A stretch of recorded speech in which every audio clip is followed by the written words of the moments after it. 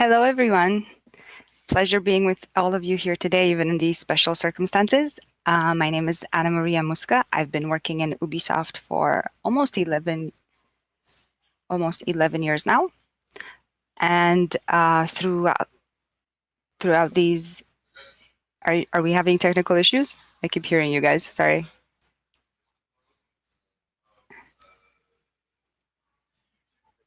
Okay. So I was saying I've been in Ubisoft for almost 11 years now, and throughout those 11 years, I've had the opportunity to have multitude of jobs and mandates, but right now I'm very honored to be part of the Hyper Scape team as a production manager. I've been a gamer for most of my life. To be honest, I started with World of Warcraft and found my way into Dota first, and then Dota 2, a game which I still play to this day. I absolutely love it. I'm also a very big fan of heavy narrative games, so Valiant Heart, Assassin's Creed, and Heavy Rain have definitely shaped the way I enjoy a game and the way I want to make games.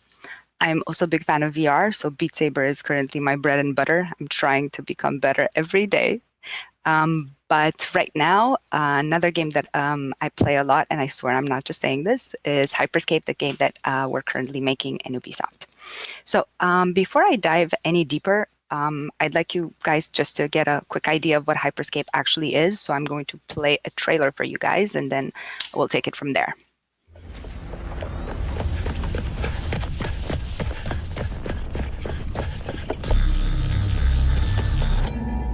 This aberration could corrupt the entire Hyper Scape. It must be shut down.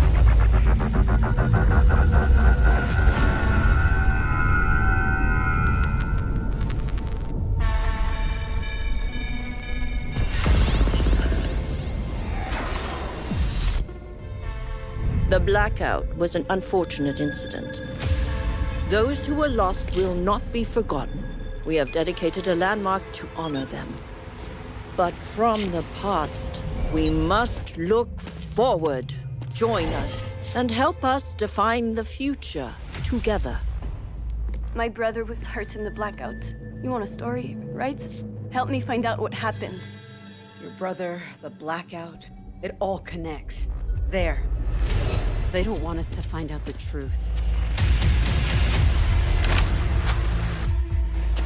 But first, we're gonna have to head into the underbelly.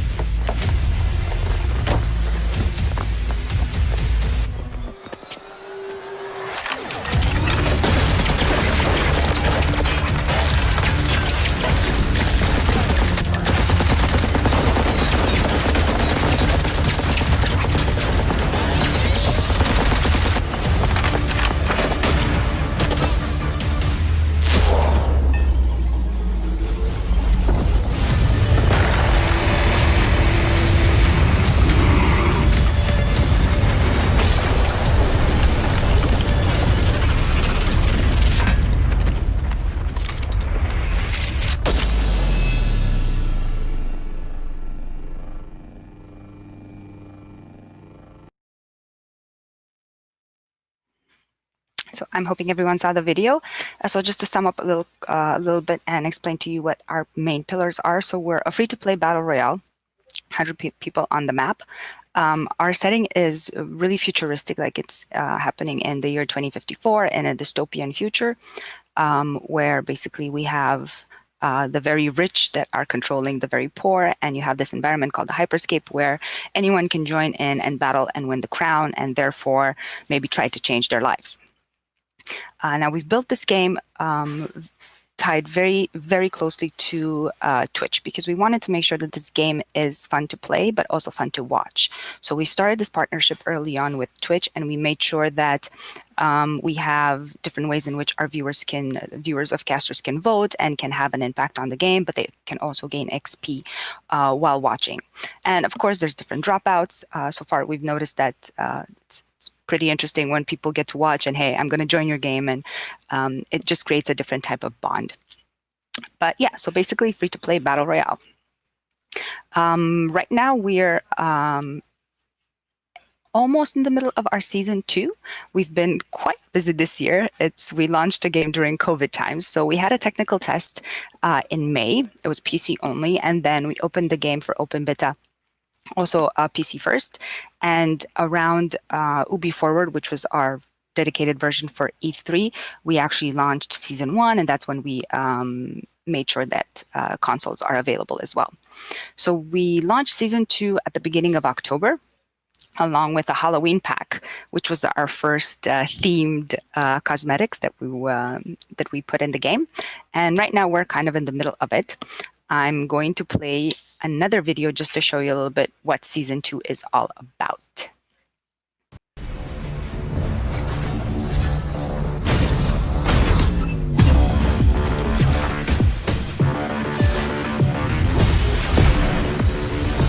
I smell blood in the water. Ready to rumble. Here we go.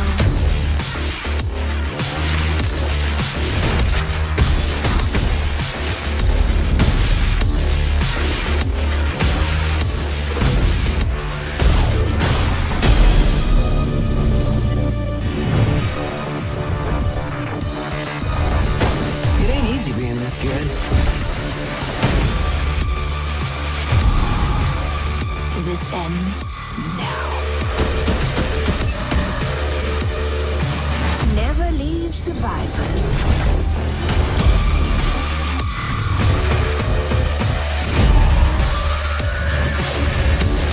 Vamos, amigos.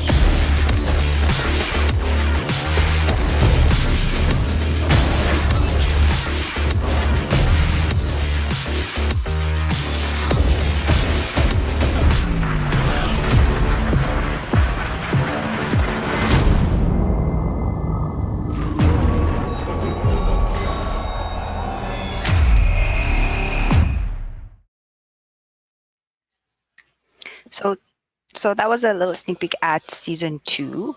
Right now, this is kind of the model that we're trying to aim for. So every couple of months, launching a new season, and with each season, we're going to have a battle pass, and we're going to unlock different parts of the game and make sure that we show our gamers the narrative story. Because even though, yes, it's a battle royale, like we know what the main purpose is, our game is still very heavily tied to a main plot that's happening. And each season there's going to be different conflicts, different resolutions, different things changing in the world. So of course our maps are going to be reflective of that, and we're also reflecting that in the characters, which I'm going to show you just a bit later. And with that, we also have different type of game modes, different type of hacks, and basically other challenges that you can discover in the game.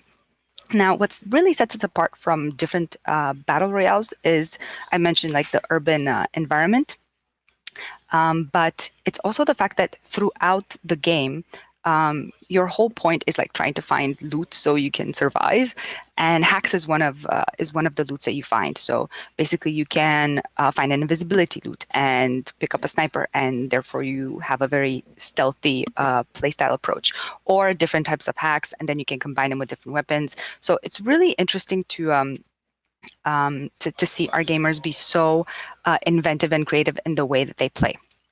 Sorry, just before. And one other interesting thing is, because of our verticality, so because we have closed buildings and also open environment, it really changes the dynamic of how you play the game. So you can be outdoors and jump and snipe people mid-air, or you can be indoors and be very, very close to your opponent. You never really know is he around the corner or not. So it's very versatile when it comes to how you like to play. Now, because we're free to play, we make a lot of cosmetics. All of these cosmetics impact the game in absolutely no way. They're like purely visual, and that was the target from the beginning. And that's really where my job comes in. So I'm in charge of the production for these monetization assets. We call them monetizations. They're really cosmetics. And the whole point is making sure that each season we launch a new set of assets that our players can enjoy, that they can hopefully buy and use within the game. Now, the assets that we're making are quite versatile and different in style. So we make costumes for our champions and champions themselves. or contenders. We have deployment pods, which are kind of like little spaceships that you come into the Hyper Scape with. Emotes, which are really special animations or celebratory animations. Emblems are little UI elements that will be next to your username. We have weapons, both melee and ranged. Loading screens, and logo modes, which are basically some stickers that you can apply over the world. They're really fun. They're like, hey, I was here. Now, here's a little overview of how our assets actually look like. So I have on my left side just some examples of the characters, then a pod, some melee, some weapons, loading screens, an example of logo modes and emblems.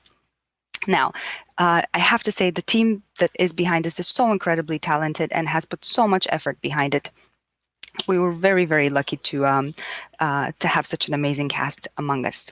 Now, I'd like to tell you a little bit how I structured my team before I dive into the specifics of how these assets are actually being made.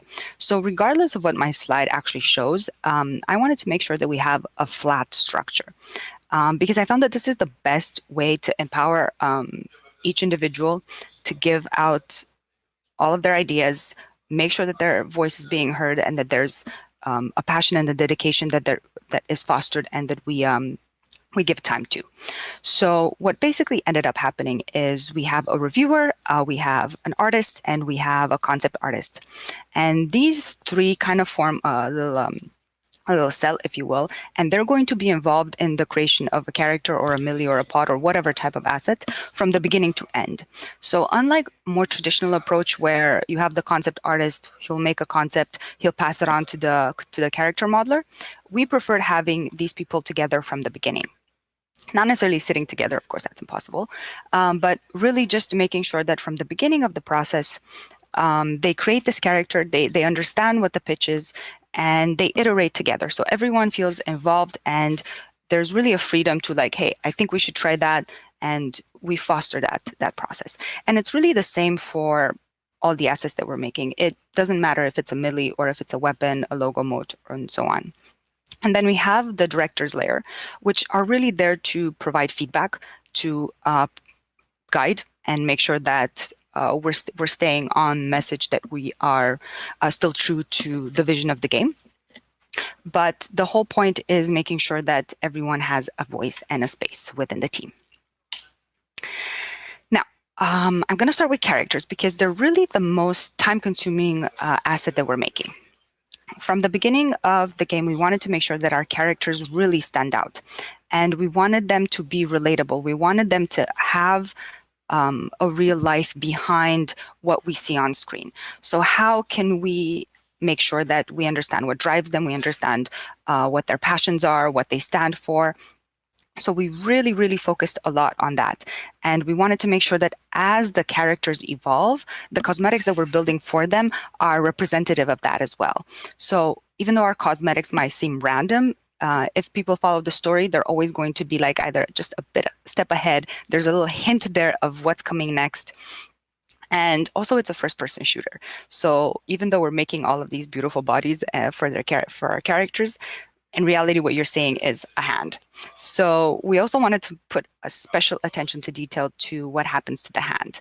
And I think you can also see in my slide, like each of them have a specific accessory or a tattoo or something that sets them apart.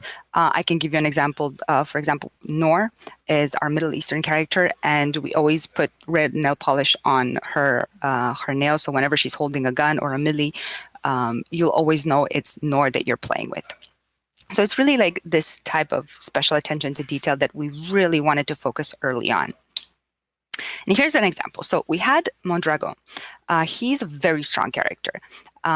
We already had a bio for him. We already kind of knew what type of persona he is and why he's in the Hyper Scape. And we wanted to add a more conflictual situation to his environment. And we decided, how about we bring a son in the game? So he has a son and he also plays in the Hyper Scape. So it kind of creates a tension moment. So I started with a mood board, of course, of who his son is going to be. We wanted to give him like an exoskeleton because we're in the future. We started with a name, Zolo. And as we were working out through the details, we didn't feel that we were compelled enough by this. So actually moved on and decided that we're going to give Mondrago a daughter. So we started shaping the personality of what this daughter would be. Why is she in the hyperscape? Why is she there with her father? Are they friends? Are they not friends? What's that relationship like? And we ended up on the idea that Javi, by nature, is a rebel. She's someone very outspoken. She's very woke, if you will, involved in everything that's happening in the world. She cares, and she is really someone that is fierce and strong enough on her own. So with that direction, we basically started making a first concept of who Javi could be. And over time, of course, with the help of the different people that I was mentioning before, that Javi character got refined. Like, as you can see, we removed the gun. We realized that even concept-based, because Javi is so much more active in what's happening in the world and not necessarily pro-violence, more peaceful activism, we decided we're going to remove the gun. And over another iteration, we started applying some more tech elements and making sure that we're placing her really in the year 2054. And at the end, like on the right side, you basically see what Javi actually became as a concept. Now, when the concept was done, and again, multitude of people part of the process, it's really not just a one-shot deal. We basically then go into modeling. So during the modeling phase, both the reviewer and the original concept artist stay still very close together because, of course, every game has its own restrictions, and sometimes we think we're going to be able to do something in concept, but then things change. So that group still stays together throughout the creation. So we start with the block out. We primarily use ZBrush. This is a process that usually takes us between 5 to 6 days. It's not enormous, but it's still something that is really the first step when we begin modeling. Then we move on to high res, and this is probably one of the most lengthy processes. It takes us about 7 to 8 days to complete, and it's really the most high definition version of the character that we're building. So it's important that we stay and we dedicate the time because, hey, this is going to be in the end the best representation of the character. After that, we move into low poly. So low poly is really where we're making sure that the different representations of the character are going to be understandable regardless of the specs of the computer. So we also build different LODs, its level of detail. So for example, for our players that, let's say, use a lower NPC, we need the character to be readable and understandable in LOD4 and LOD3, and as your specs are getting better and better, then you'll be able to see the character in full definition and all of the details and so on. So it's a very important part. It also takes us between 7 days, but it's really where we put the nail on the coffin, making sure that this character is going to be understandable and readable regardless of the specs. After that, we go on to rigging. So it's making sure that the bones and everything on the character is stable, and we integrate it in the game.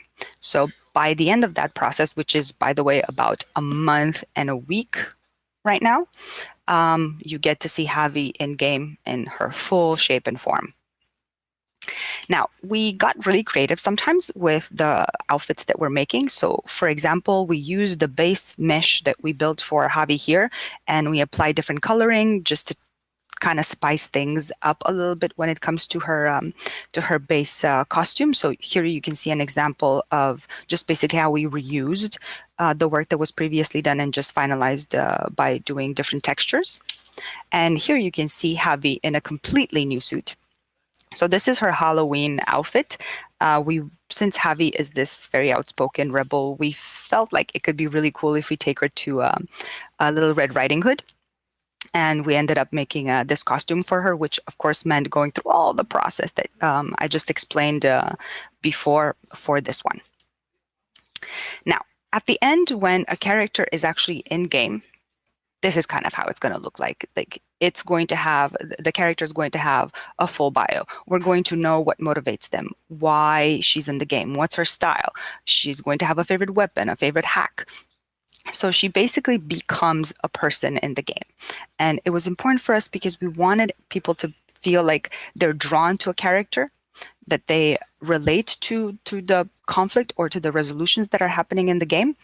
And I feel, even though maybe we sometimes spend too much time on making sure that these characters feel real, I think it's so worth it when you see the reaction that people have and how drawn they are to a specific character. Now, this process has not come without challenges.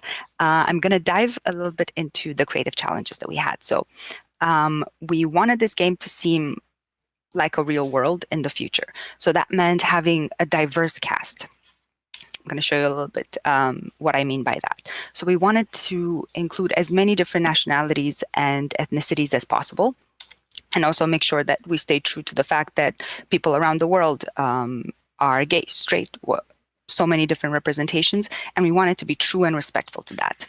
So we made this cast of characters at first, and as soon as we wanted to include different type of nationalities and origins, we realized that, hey, maybe we're not the most accurate people to like portray these people, so these characters. So we built a little ethics committee, and in that ethics committee, we made sure that either people from our project or people that are outside of our project in Ubisoft would join this, and we would have meetings. And whenever we would like to make, for example, a Japanese character, we would come up with our own stuff first, and then we would present it to them, and we would take it through a round of, hey, is this okay? What do you think about this? We would ask the proper questions and make sure that we really stay respectful to that. And once we did that, we fell into another little trap of how do you represent so many different cultures without falling into a cliche, especially when you're not the expert of that. So again, this ethics committee really helped us to like stray away from the visual cliches that we sometimes tend to fall into.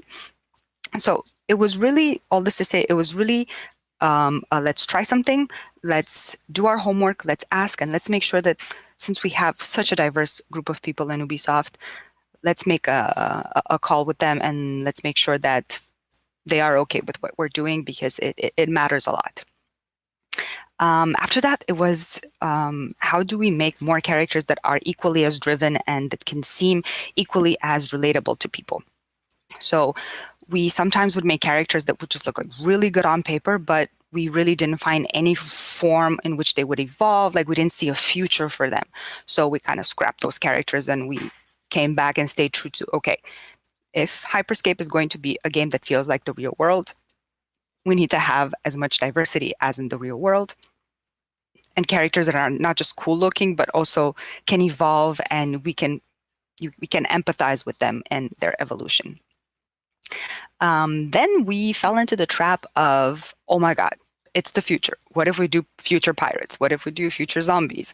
And it was really our great cast of directors that always kept us in line. It was like, guys, we already have a strong universe. Let's try to stay within the boundaries of that universe and stay true to the message of the game and not go too crazy or too far right or too far left. So it was always a cool exercise to like check ourselves and, hey, does this actually fall into the world of Hyper Scape, or are we just like going for crazy fun? And last but not least, we shipped the game during COVID, which meant a lot of this content was done during COVID in our own homes.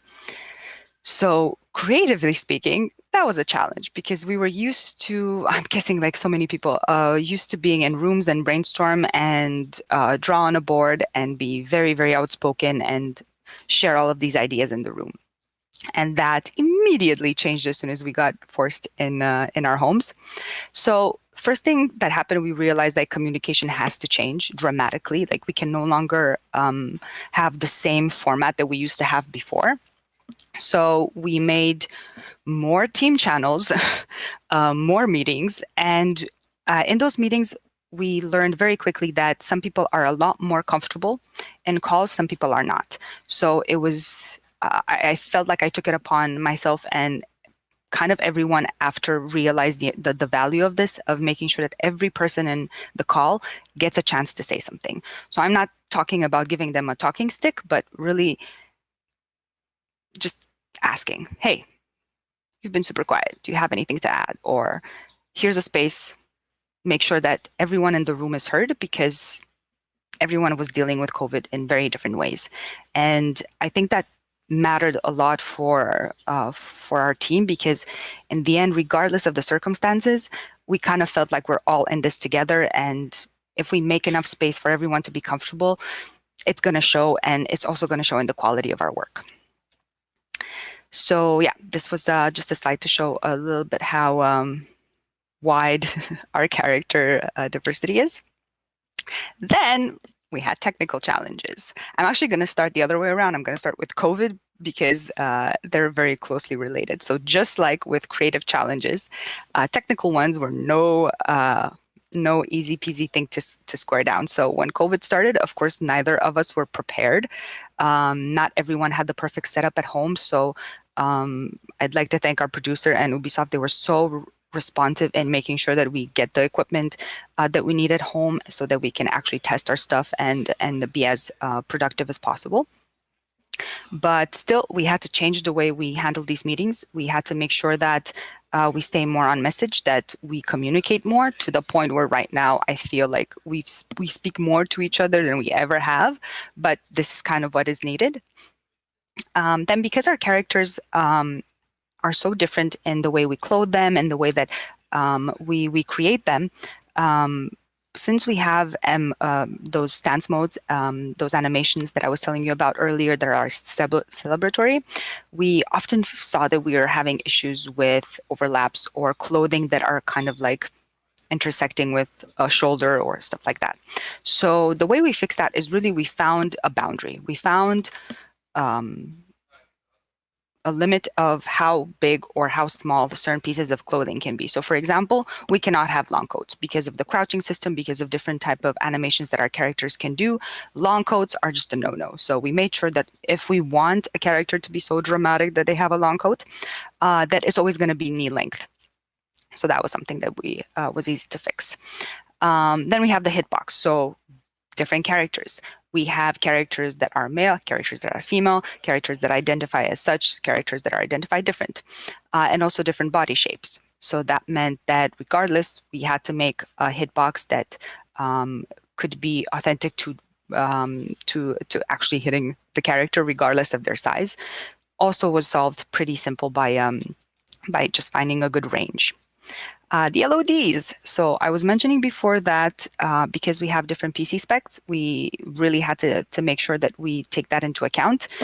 It did not happen as naturally as one might assume. We hit a couple of bumpy roads, especially just when we launched open beta. We realized that we were not properly taking care of people that were on the lower spec PC. So we immediately jumped on that, stopped everything, and made sure that we fix the LODs so everyone can enjoy the same type of game. And last but not least, the poly count. This was probably one of the most challenging for our artists. So we are a free-to-play battle royale, which sometimes means 100 people on the same map. It's also a 60 FPS, so we had to make sure that this game is performant. So our technical team, our lovely technical team, gave us very nice requirements of, hey guys, you need to stay within these lines. But our ambitions were, nah, we need to make characters better and bolder and quality. So it took us a while to be able to refine our expectations and really align ourselves with the technical challenges. But to be honest, like the way we fixed that was just try. We start from like the coolest, best thing possible, and then we're just going to remove pieces as we go along, just to make sure that we can comply. And in some cases, really, like, it's super understandable. We knew that we would have to go a bit lower. Now, for some of my personal challenges when making characters and shipping a game in COVID was co-development. So I have a big chunk of my team here in Montreal, but I also work with Ubisoft Barcelona. And we also work with two external companies, Chaos and Elite. Now, some of these are in Europe, which meant time difference. So just like any co-development, making sure that regular syncs happen, making sure that you give more information when you're in doubt, like never assume that they know something.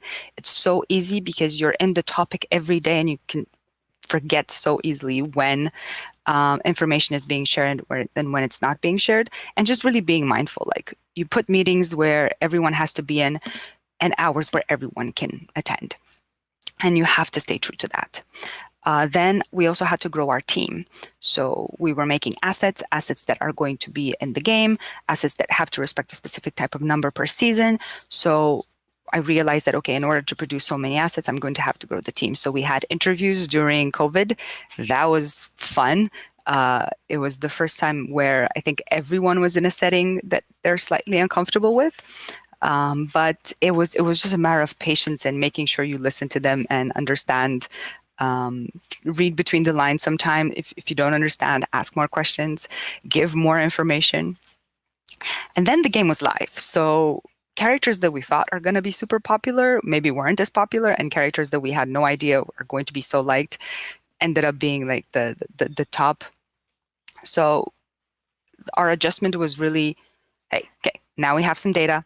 Let's make sure we realign a little bit. Let's make sure we make more suits or more, or we push assets that belong to this character or that work better with what the community really likes right now.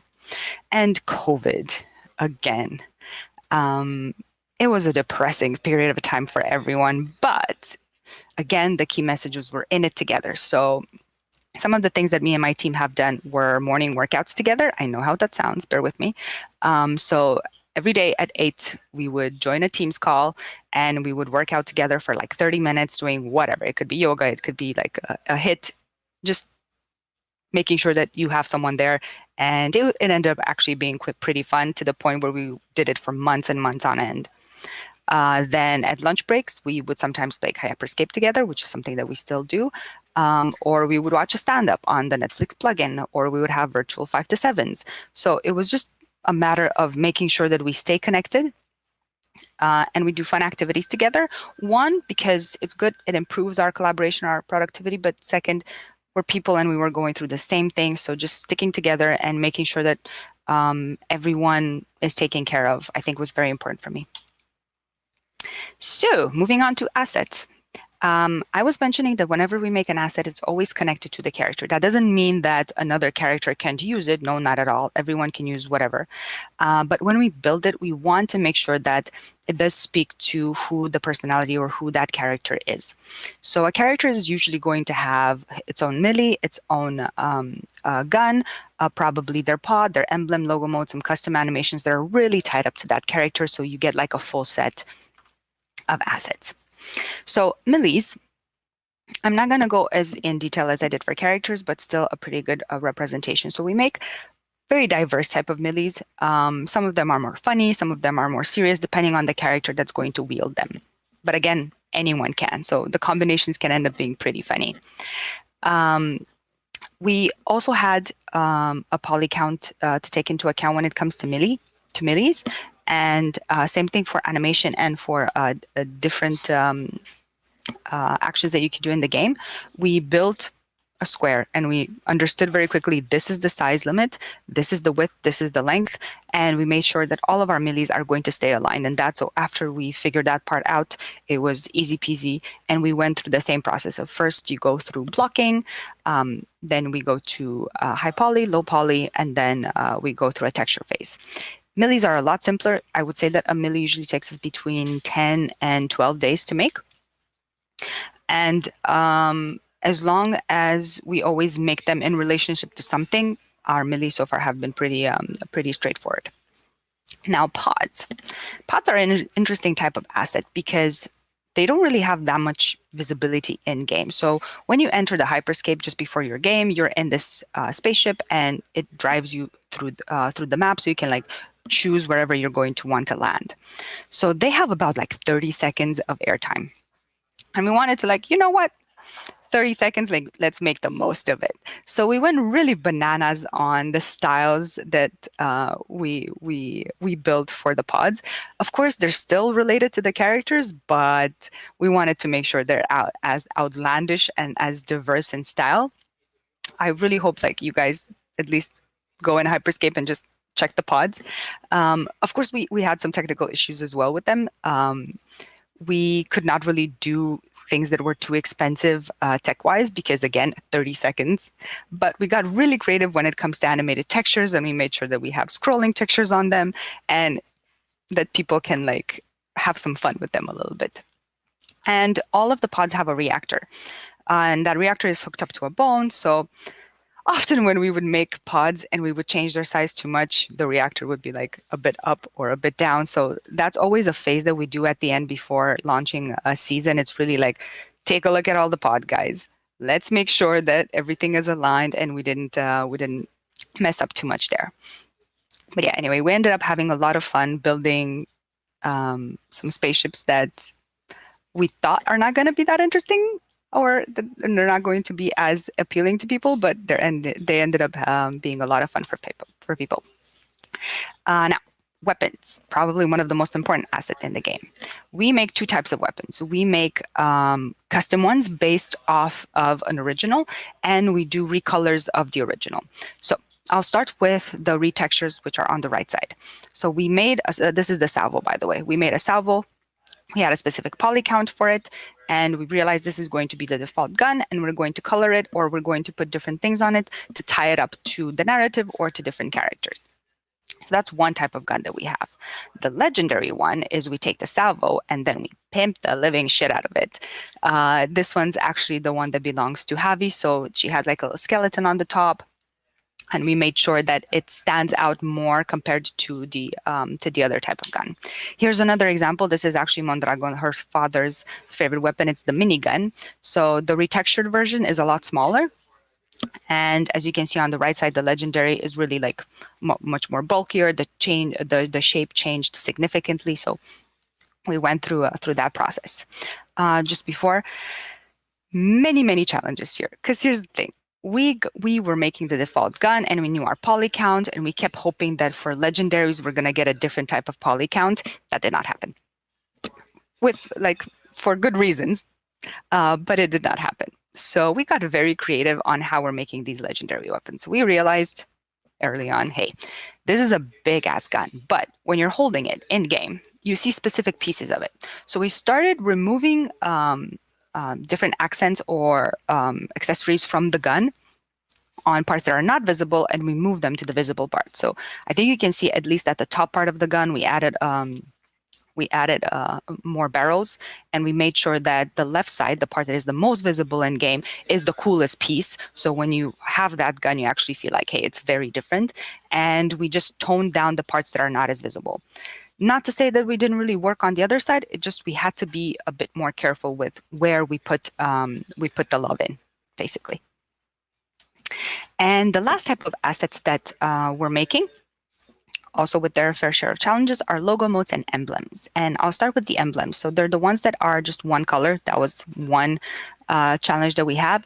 How do we make little UI elements that go next to your username visible? So our amazing team of artists were able to really use their creative powers and find little logos that they can put that are still visible and that our players can find cool. Of course, because the space is so small, that was often a challenge, and it requires a lot of iteration and usually a lot of testing to make sure that it's actually good. And then we have logo modes, which I was mentioning before. They're just like little stickers that you apply around the world. And because you can apply so many, of course, technical constraints. So we had to make sure that the animation is quite simple, and it's really usually just 4 bits or it's looped, but it's still fun, and it gives players an opportunity to like actually customize the world a little bit when they're playing. So that was kind of it for me. My call to action for you guys today is like, if you want to go try Hyper Scape, it's really fucking cool. And there's a lot of love that went into it. I hope that this presentation gave you an overview a little bit about how much care and love we tried to put into our characters and how much we wanted them to feel relatable to our community. Right now, we're in the process of just trying to stay as close as possible to our community and being as responsive as we can. And yeah, we're going to probably make future seasons and maybe, can't say too much, have more Christmas assets coming around December. Now, as a last note, I would just really like to thank everyone at MEGAMIGS because they did such an amazing job at organizing, and this is no easy task. I mean, COVID and everything organizing an event of this magnitude is a serious job, and just really like to thank them for all the support that they put for us. That's it for me, guys. I really hope you enjoyed it. I'd be more than happy to take any questions that you might have. And thank you.